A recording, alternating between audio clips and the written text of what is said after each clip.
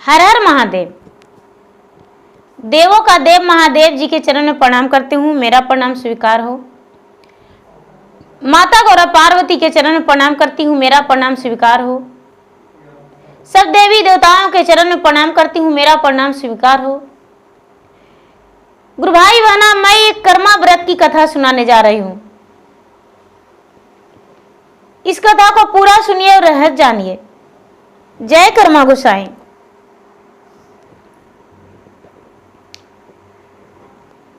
बहुत समय पहले की बात है। कर्मा और धर्मा दो भाई थे। कर्मा और धर्मा दोनों बड़े प्रेम से रहते थे। कर्मा जो थे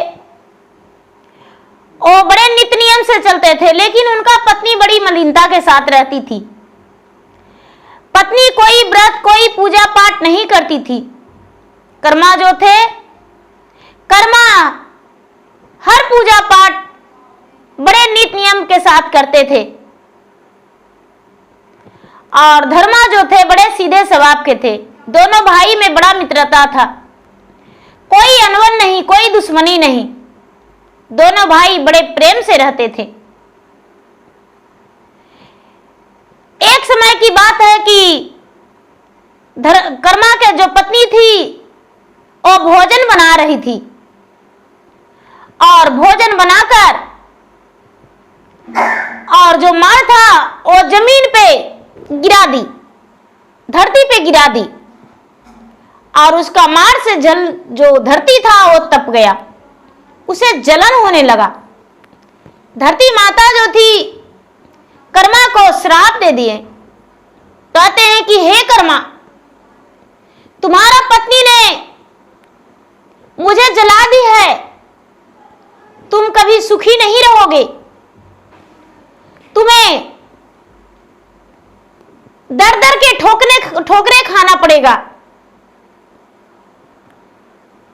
ये बात सुनकर कर्मा बड़े क्रोधित हो गए, दुखी हो गए, और धरती माता से क्षमा मांगने लगे। हे धरती माता, मुझे क्षमा कर दीजिए, मैं क्या करूं, अपने पत्नी को तो इतना समझाती हूं, इतना बताती हूं, लेकिन फिर भी वो मानने को तैयार नहीं, मैं क्या करूं, मुझे क्षमा कर दीजिए। धरती माता गुस्से और नाराज हो गए। कर्मा जो थे, कर्मा पूरे अपने गांव का लोग को पूजा पाठ चर्चा भजन सब कुछ करने को लिए बताते थे, समझाते थे। हर जीव जंतु उनसे बड़े प्रेम करते थे। कर्मा अपने पत्नी से तंग आकर अपना घर, अपना गांव, अपना परिवार को त्याग कर दिए,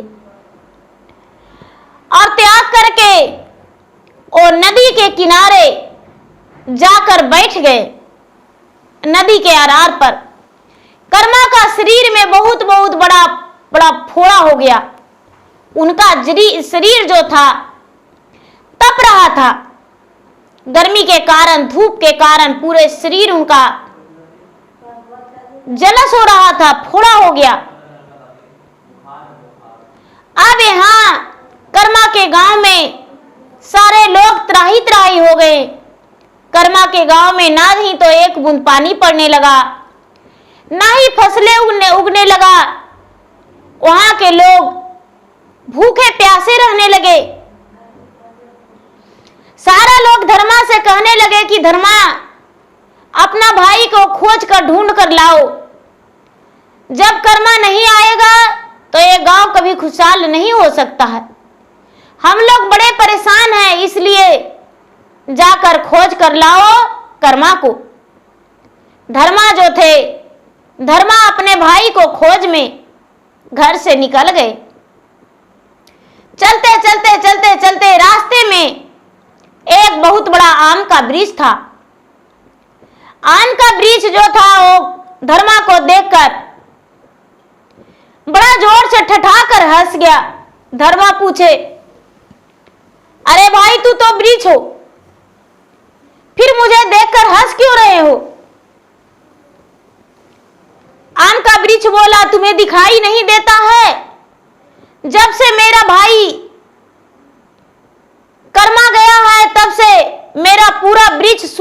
गया है, मेरा वृक्ष में एक भी हरा पत्ता नहीं है। कर्मा कहाँ गया, उसे खोज ढूंढ कर लाओ। धर्मा कहते हैं कि मैं उन्हीं का खोज में तो जा रहा हूं। धर्मा आगे बढ़ गए। जब आगे बढ़े तो एक तालाब में लबालब पानी था और धर्मा प्यास के मारे गए तालाब में पानी पी रहे तो तालाब में पूरा गंदगी, कीड़े मकोड़े भरा हुआ था। तालाब से पूछते हैं धर्मा कि भाई तेरा पानी में इतना गंदगी कैसे, कीड़े मकोड़े पड़े हुए हैं। तालाब बोला क्या कहूं भैया, जब से कर्मा भाई गए हैं तब से मेरा तालाब में इसी प्रकार जल रह रहा है, गंदगी फैला हुआ है, एक चूहे तक भी मेरा जल नहीं पीता है, कीड़े मकोड़े भी इसमें व्याकुल होकर रहते हैं, क्या करूं, कर्मा को खोज कर ले आओ। धर्मा बोले हम तो कर्मा भाई के खोज में जा रहे हैं। चलते चलते चलते चलते एक लकड़हारा थे, उनके तन पे लकड़ी का बोझ पड़ा हुआ था सिर पे। कहते हैं कि भाई धर्मा जो थे, धर्मा देखकर ठठाकर हंस गए। लकड़हारा कहते हैं कि भाई मुझे देखकर तुम क्यों हंस रहे हो। धर्मा कहते हैं भाई इतना बड़ा बोझ लेकर तुम खड़े क्यों हो। लकड़हारा बोला क्या कहूं, इतना बड़ा बोझ जब तक मेरा सर से 4-5 व्यक्ति मिलकर नहीं उतारेंगे मेरा सर पे ही पड़ा रहेगा। जब से मेरा कर्मा भाई नगर छोड़कर गए हैं तब से तो मेरा लकड़ी अपने से उतरने का नाम ही नहीं लेता है, मेरे सर का बोझ बना हुआ रहता है। मेरा कर्मा भाई का खोज कर ला दो। धर्मा कहते हैं मैं तो अपने कर्मा भाई के खोज में ही जा रहे हैं। वहां से आगे बढ़ने पर एक बेचारी बहन थी, वो घर में सारी काम करती थी, उसके हाथे में चिपक जाया करता था, बर्तन धोती थी वो भी चिपक जाता था, झाड़ू लगाती थी तो बढ़नी चिपक जाता था, कपड़ा धोती थी तो कपड़ा हाथ में चिपक जाता था, कोई भी उसमें चिपक जाया करता था और पूरा दिन उसी तरह रह जाता था। बेचारी थाली धोई थी लेकिन थाली हाथ से नहीं छूटा था, थाली चिपका हुआ था हाथ में। धर्मा देखकर कहते हैं बहन ये तुम्हारा हाल कैसे। ओ बेचारी कहती है क्या कहूं भैया, जब से मेरे कर्मा भाई गए हैं तब से इसी प्रकार हो रहा है, पता नहीं कर्मा भाई मेरा कहां चले गए हैं। धर्मा बोले अरे उन्हीं का खोज में मैं जा रहा हूं, सबका दुख दूर हो जाएगा जब मेरा कर्मा भाई आएंगे तब। वहां से चल पड़े, चलते चलते चलते चलते चलते खोजते खोजते खोजते खोजते नदी के किनारे धर्मा पहुंच गए। जब नदी के किनारे पहुंच गए तो देखते हैं कि कर्मा नदी के अरार पे बैठे हुए हैं, उनका धूप से शरीर तप रहा है, उनका शरीर जो है जख्मी हालात में पड़ा हुआ है। जाके धर्मा कहते हैं कि भैया तुम्हारे बिना सभी लोग त्राही त्राही हैं, सारे लोग तुम्हें खोज रहे हैं, फिर भी आप नदी के अरार पर क्यों बैठे हैं।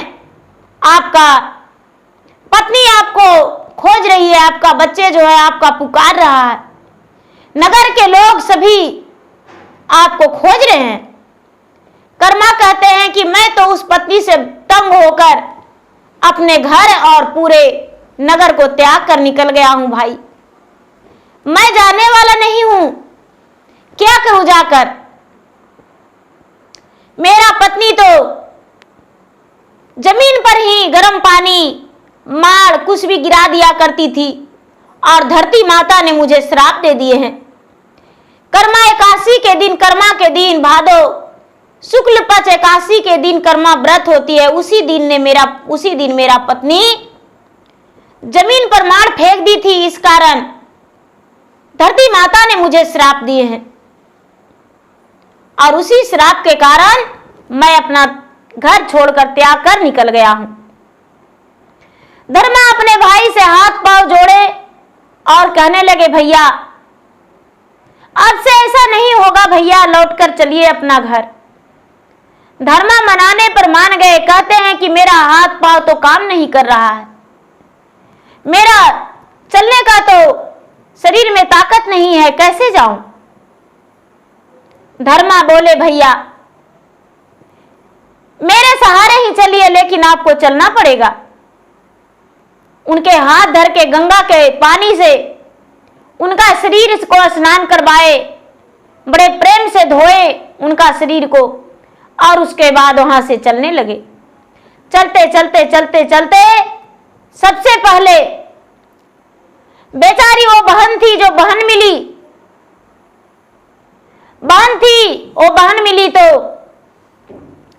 नजर पड़ते ही कहती है कि भैया जब से आप नगर छोड़कर गए हैं भैया, मैं तो त्राही त्राही हो गया हूं। देखिए भैया मेरा हाथ में कई थालियां सटा हुआ है, क्या कारण है भैया जो ऐसा होता है मेरे साथ। कर्मा कहते हैं कि अरे बहन, भूखे को अन्न, प्यासे को पानी दिया करो,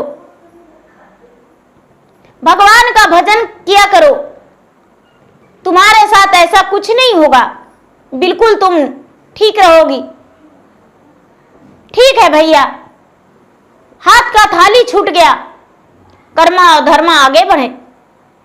आगे बढ़ने पर उस लकड़हारा के पास पहुंचे जिनका तन पे सर पे बोझ पड़ा हुआ था।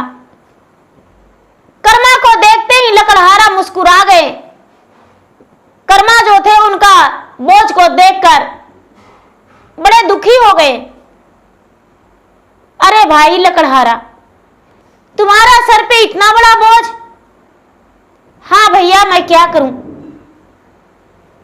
जब से आप गए हैं तब से मेरा तो बोझ उतरने का नाम ही नहीं लेता है। आखिर मैं क्या करूं भैया जो मेरा तन का बोझ उतर जाएगा।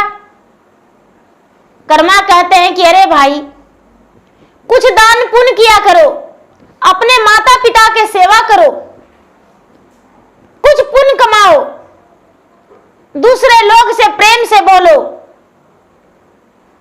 अच्छे लोगों से व्यवहार करो, तब तुम्हारा दुख दूर हो जाएगा। लकड़हारा बोले भैया आज से ऐसा ही करेंगे। उनका तन का बोझ, सर का बोझ जो था नीचे गिर गया। आगे बढ़े तो तालाब के पास पहुंचे जिसमें लबालब पानी भरा हुआ था। तालाब जो है, तालाब देखकर कहने लगे कर्मा को कि आ गए भैया। हाँ मैं तो आ गया हूं, आखिर मेरा पानी गंदगी कैसे है। कर्मा बोले अरे तेरा तो सागर भरा लहरा कितना सुंदर था, लेकिन जब गौ माता पानी पीने आते हैं तो डर से तुम सूख जाती हो कि गाय जो है मेरा जल में गोबर दे देगी या मेरा जल गंदा हो जाएगा। लेकिन ऐसा नहीं होता है, जल गंगा नहीं होता है, गंगा तो सबको पापों को धो देते हैं, और आप जो हैं डर से ही सूख जाते हैं। इसी कारण आपका जो जल है वो गंदा हो गया है गौ माता के श्राप से। आप अपना जल सबको पीने देंगे, सबको स्नान करने देंगे, तभी आपका जल अच्छा रहेगा। जो तालाब थे वो कहने लगे आज से हम नहीं सूखेंगे किसी को देखकर। आगे बढ़ने पर वही आम का वृक्ष मिला। जब आम का वृक्ष मिला तो आम का वृक्ष बड़ा प्रसन्न हो गया और कहने लगा कर्मा भाई तुम कहां चला गया था, जब से तुम गए हो जब से मेरा पूरा वृक्ष ही सूख गया है। देखने का तो इतना बड़ा वृक्ष है लेकिन एक पत्ता भी हरा भरा नहीं। कर्मा महाराज कहते हैं कि देखिए वृक्ष देवता,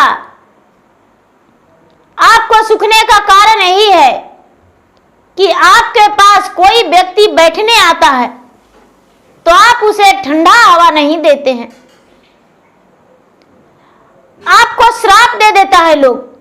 कोई आपके वृक्ष के नीचे बैठे तो उसे आप ठंडा हवा दीजिए, मीठे मीठे फल खिलाइए। सूखे डाल को तोड़कर ले जाता है तो उसे ले जाने दीजिए। आपका तो पत्ता से लेकर चैली तक लोग पूजा करते हैं, लेकिन आप अपने आप को अभिमान कर डाले, इसी कारण आपके साथ ऐसा हुआ। वहां से चल दिए और आम का वृक्ष हरा भरा हो गया। कर्मा और धर्मा दोनों अपना घर आए। उनका पत्नी जी जो थी वो बेचारी राह देख रही थी बरसों से अपना पति का, मेरे पति कहां चले गए। बिल्कुल बिल्कुल भिखारिन की तरह जी रही थी और रह रही थी। कर्मा गए धर्मा और कर्मा, तो धर्मा कहते हैं भाभी मैं भैया को ले आया हूं। कर्मा बोले तब भी हम घर में रह सकते हैं जब तू मेरा बात मानेगी। कर्मा की पत्नी बोले हे स्वामीनाथ, आपका कहे हुए कोई बात को हम नहीं टालेंगे। आप जो कहे मैं सुनने को लिए तैयार हूं। ठीक है सुनो, तू कभी जमीन पर माड़ नहीं पसाएगी, गर्म पानी ऐसे नहीं छींटे गिराएगी। कोई भी जीव जंतु जो रहता है वो जल जाता है, श्राप दे देता है। उसी के श्राप के कारण मैं अपना घर त्याग दिया था। तू जमीन पर गर्म माड़ पानी कुछ भी गिराती है तो कोई भी जीव जंतु जल जाता है। धरती माता ने मुझे श्राप दे दिए थे। नियम धर्म से प्रतिदिन तुम स्नान करके भगवान को, सूर्य देव को 1 लोटा जल देना और भादो मास शुक्ल पक्ष एकादशी के दिन कर्मा को डाढ़ को पूजा करना, कर्म गोसाई के पूजा करना और पूजा पाठ करके उनके प्रतिमा को बना के पूजा करना। पूजा पाठ करके द्वादशी के दिन सूर्य उगने से पहले उसे पानी में दहा देना और कर्मा गोसाई को गोड़ लगना, तभी हम रहेंगे और नहीं तो नहीं रहेंगे। उनका पत्नी बड़ी खुशी से बोली कि स्वामीनाथ हम अवश्य व्रत करेंगे, लेकिन ये व्रत करने से आखिर क्या होगा। कर्मा कहते हैं कि ये व्रत करने से खुशहाली जीवन होगा, शरीर में सुखी होगा और तुम्हारा नैहर का जो परिवार है वो भरा रहेंगे। तुम्हारा भाई भतीजा सब खुशहाल परिवार हो जाएंगे, कोई प्रकार का किसी का दुख नहीं होगा, सभी लोग खुशी खुशी रहेंगे। ये भाई और बहन का त्योहार है। बहन जो है अपने भाई की रक्षा के लिए कर्मा महाराज से, कर्मा गोसाई से कामना करती है, विनती करती है और तुम भी ये व्रत करो। कर्मा की पत्नी बोली कि हे स्वामीनाथ, इस व्रत को पूरे भारत में सभी लोग मनाएंगे और सभी लोग ही व्रत को करेंगे, चाहे विधवा हो या सधवा हो या कुमारी कन्या हो। ये व्रत को इतना नाम हम कर देंगे, इतना नाम कर देंगे, इस व्रत के करने के लिए छोटी छोटी लड़कियां तक लालायित रहेगी पूरे साल। आस देखेगी कि कर्मा व्रत कब आएगा और कर्मा व्रत हम करेंगे। ये व्रत में कोई नियम धर्म नहीं रहेगा।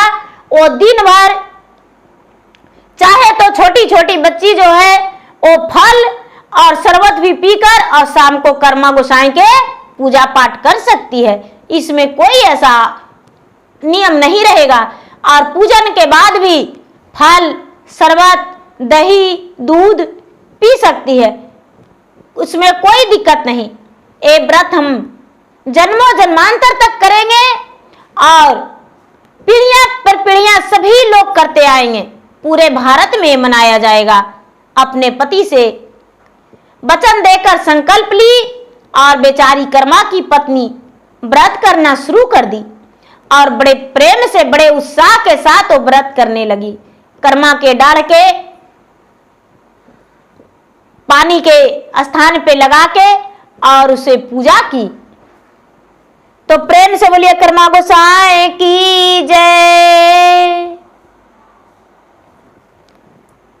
जय कर्मा गोसाई। बहन जी, मेरा वीडियो कैसा लगा? मेरा वीडियो यदि अच्छा लगे तो मेरा वीडियो को लाइक करें, शेयर करें। चैनल पर यदि नए हैं तो चैनल का सब्सक्राइब करें, बेल आइकन घंटी को दबाएं, जो कि मेरा वीडियो का नोटिफिकेशन सबसे पहले आपके पास जाए और आप मेरा वीडियो सुन सके, देख सके। कमेंट बॉक्स में जय कर्मा गोसाई जरूर लिखें। धन्यवाद।